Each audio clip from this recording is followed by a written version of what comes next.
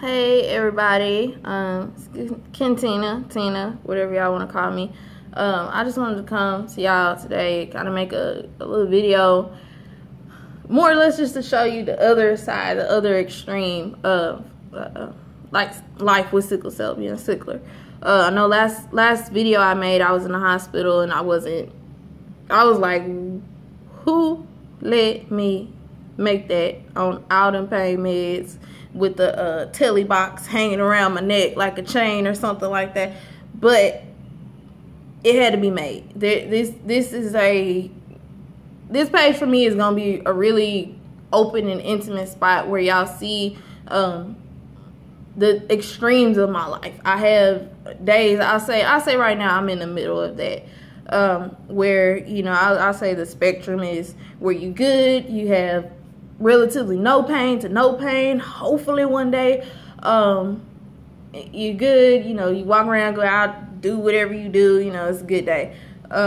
Where I'm at right now is, it's not all bad, but it ain't all good. I've been having a really off couple days, had a lot of headaches last night, had nausea like crazy, couldn't do anything for most of the day but just lay around, and I finally was able to get up, go get my son, play with him, and now what I'm dealing with is and normally that's what happens, the joints in my body, not just like all over pain, but my knees, behind my kneecaps, my elbows, just everywhere you can just go joint is hurting. Getting around, even to get this camera to do this, go throw me on just a little bit of makeup to give myself some kind of distraction on the day was difficult. I got it done, but it was difficult. And then you have that last spectrum of, you know, pretty much where you probably on your way, if not in the hospital or just getting out of the hospital, where you just zapped, no energy, your body's just racked with pain, and it's not a good look. It's just, you're in crisis pretty much. I won't say I'm in a full crisis, but I'm definitely having some pain that needs to be addressed with more than just my maintenance meds. I did want to say I was able to get up, you know, for those of y'all who haven't seen me, mostly like family and friends, I did cut my hair last year to go on my natural transitioning journey, and baby, why didn't anybody tell me? Everybody said, oh, it's gonna be easy, you're gonna love it. That straight hair was like, meow, and my natural hair is not, I got a few different textures in there, so it's like curly, straight. And that does not mix when you get it wet and whatever, different topic. We're not going there. I did want to show y'all the alternative, you know, getting up, not being in a hospital gown, do a little bit of makeup, you know, feeling good, you know, making videos, something like that. And it's not all bad. It's not all bad, especially for those of us who are younger. I'm 24. For those who are younger, for those who are older, who haven't experienced having a positive set of time where you're not in pain every day. I've had that, definitely been dealing with that lately, in some degree of pain. It might not be terrible, it may not be moderate, it might be mild, but there's always something, pretty much, for me. Or it's been like that for a few years now. You know, you can get up, you can do things, you can go out. You got to be careful, definitely, of what you do, how you do it. Well, you can get out, we can go out, we can party, we can have, you know, a couple drinks if we need to. Maybe not down the whole bar. I don't think that's good for anybody. But there's another side of it. There's another side of the doctor's visits and all the, I don't know if y'all can see this, all the track marks and stuff, and the ports in your chest. It's a different side of that. You can get dressed up, you can go out, you can feel good about yourself. Your life is not all negative. There's positives to that. There's a life outside of sickle cell. Let me say it like that. We have sickle cell doesn't have us. That's a cheesy phrase to some people, but for those of us living with it, saying, you know, when you're in a crisis and you have several days, weeks, if not months, for some people, where it's every day you wake up, you in pain. You gotta go to the doctor. Something's hurting. Something's off. You got infection. You got this going wrong, this going wrong, this going wrong. You can't work. You can't go out, and you're losing friends because your friends don't understand. There's life outside of that. It won't be like that always. I can't tell you. You can take a magic pill and it'll all go away. It's like that for some people, not like that for others. Can't tell you. You can start on a treatment like I did recently, starting back on hydroxyurea for 1.5 and 2 months. Tried it when I was younger. Had a adverse reaction to it. Didn't work for me. Got sick a lot. Pneumonia, crisis still. This time around, I wasn't on it long enough for it to get that bad, I don't think. But I definitely noticed the decline in my levels, my iron, my hemoglobin, potassium, magnesium. I noticed that going down. That's all a part of knowing your body and being able to say, hey, doc, I know you think everything is cool, but my hemoglobin is dropped from 11 to 8.8 in like 2 weeks. I've dropped literally in 2 hours. My hemoglobin has dropped 2 points from having a blood test here and a blood test there. I know that's not real low for a lot of people. I understand it, but it's about knowing your body. It's about knowing when something is off.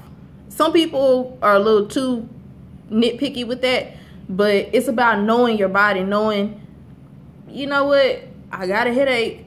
My headache's kind of bad. It's going elsewhere.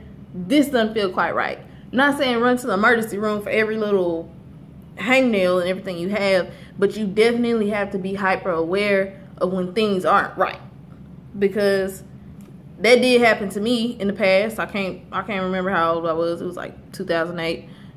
I know, don't get on me for that, not knowing the math, whatever. But I had a stroke. Don't have any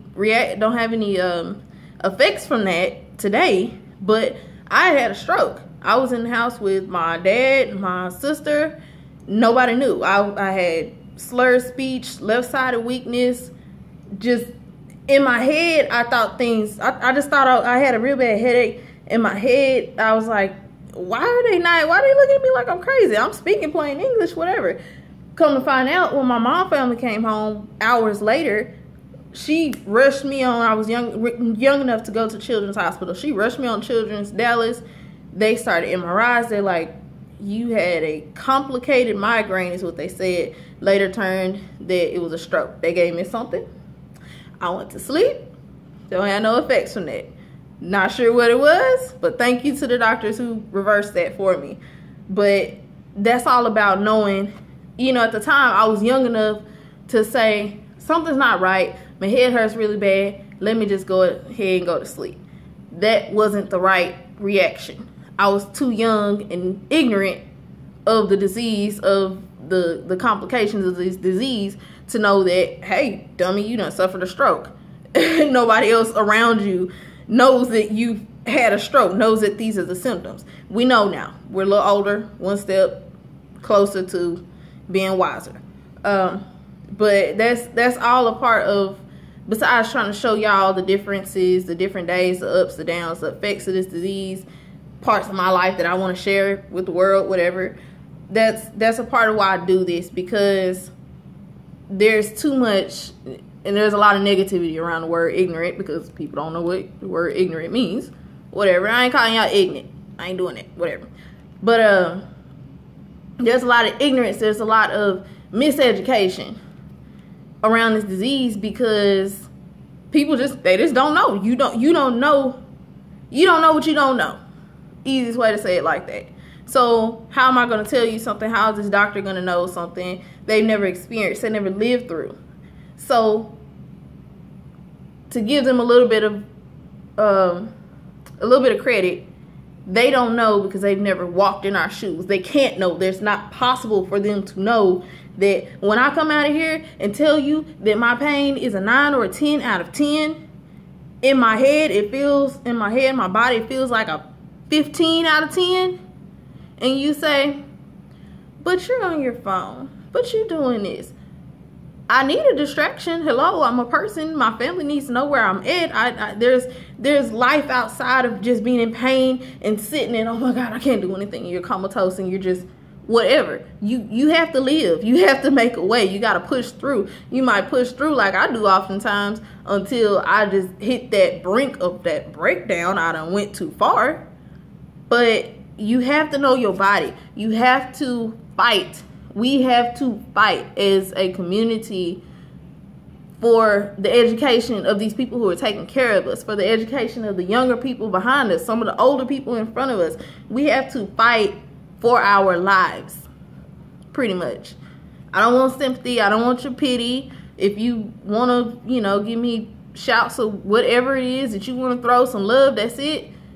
Prayers, positivity, love, well-wishing. That's all I'm looking for, in addition to education and awareness. I don't want to keep going. I know there's no cure, but at this rate, it's like you see people literally with infants suffering on the same pain medicine I'm on. You know what I mean? I'm an adult on the same pain management journey that I'm on.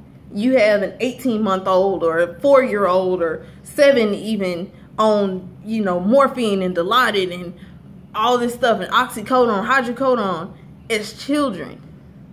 You can't imagine that pain as a mother. I couldn't imagine my son going through that.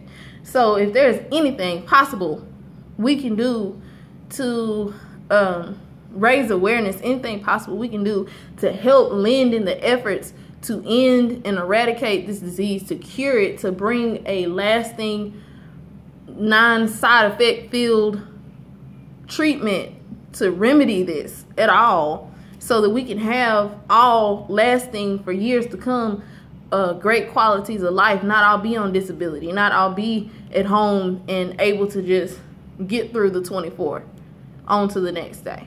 That's no way to live. I feel so bad for those people who are literally just living for the next day, living for the next day after that. I feel so bad for people who have been in a rut that they haven't found somebody to be their support system. They haven't found love. They're negative. They haven't found a good doctor. They haven't found the positives out of life. They can't go out. They feel like they can't go out because something's going to happen. It's always something. I've been through that. It's always something the next day. But on the day that started out just horrible, I had to pick up and keep going. And I found me some eyeshadow, some lipstick, and I found me a camera, slicked his hair back, that's fighting with me right now. And I done found a positive to my day. I hope and I pray that y'all find a positive to your day. I done said a whole lot of things in this video, but I just want y'all to keep rocking with just rock and see the positive. Hopefully after this, there's no more hospital visits. It's just we just going up and up and up, and we'll be out and we'll be rolling, we'll be doing things, whatever. Prayers to all my sicklers, strength to all of y'all. The one that we lost recently, member of Bolus of Sickle Cell, Umbria, I pray for so much strength for your family, that you rest in peace. Anybody who knew her, definitely a lot of strength and respect and prayers coming your way. Well, that's about it. Peace.